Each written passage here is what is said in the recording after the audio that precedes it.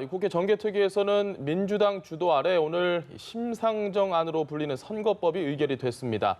자유한국당은 거세게 반발하며 모든 수단을 동원해 강경하게 대응해 나가겠다고 밝혔습니다. 네, 국회에 연결합니다. 박현우 기자. 네, 민주당의 주도 아래 정개특위 전체 회의에서 선거법이 의결됐습니다. 정개특위 위원장인 민주당 홍영표 의원은 오전 회의에서 이른바 심상정안을 표결에 붙였는데 민주당 의원 8명을 비롯해 바른미래당과 정의당, 무소속 의원 등 총 11명이 찬성표를 던지면서 심상정안은 가결됐습니다. 이 과정에서 나경원 원내대표를 필두로 한국당 의원들이 단체로 정개특위가 열리고 있는 회의장을 찾아 강하게 항의를 하기도 하면서 한때 회의장이 아수라장이 되기도 했는데요. 다만 오늘 항의 과정에서 여야 간 물리적 충돌은 없었습니다.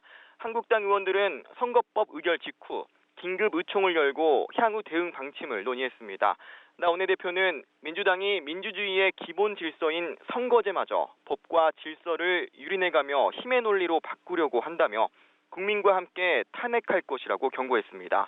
또 앞으로의 패스트트랙 지정 법안 논의 과정에서 정치 협상은 일절 없을 것이라며 정개특위 위원장과 소위원장을 직권남용 혐의로 고발하는 등 법적 대응도 해나가겠다고 밝혔습니다.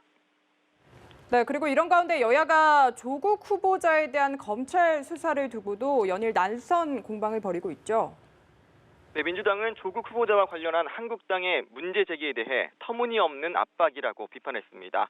이인영 원내대표는 한국당의 청문회 보이콧 논의에 대해 어처구니 없는 일이라고 지적하며 가족들까지 청문회 증인으로 세우려고 하는 한국당의 행태는 반인륜적 요구라고 비판했습니다. 이어 검찰의 조 후보자 수사에 대해 정치적 중립을 훼손하는 행위가 반복된다면 검찰 개혁에 대한 국민적 요구가 거세질 것이라고 경고했습니다. 반면 한국당은 조 후보자가 가야 할 곳은 인사청문회장이 아닌 법정이라며 공세를 이어갔습니다. 황교안 대표는 조 후보자는 청문회에 설 자격이 없다며 스스로 정신이 있다면 제대로 된 사람이라면 바로 사퇴해야 한다고 밝혔습니다.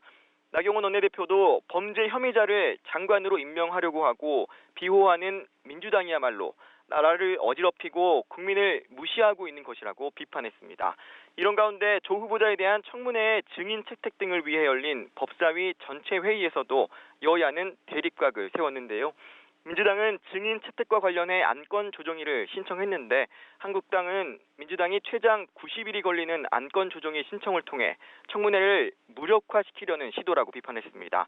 한편 국회에선 김현수 농식품부 장관 후보자와 은성수 금융위원장 후보자의 인사청문회가 진행되고 있는데요.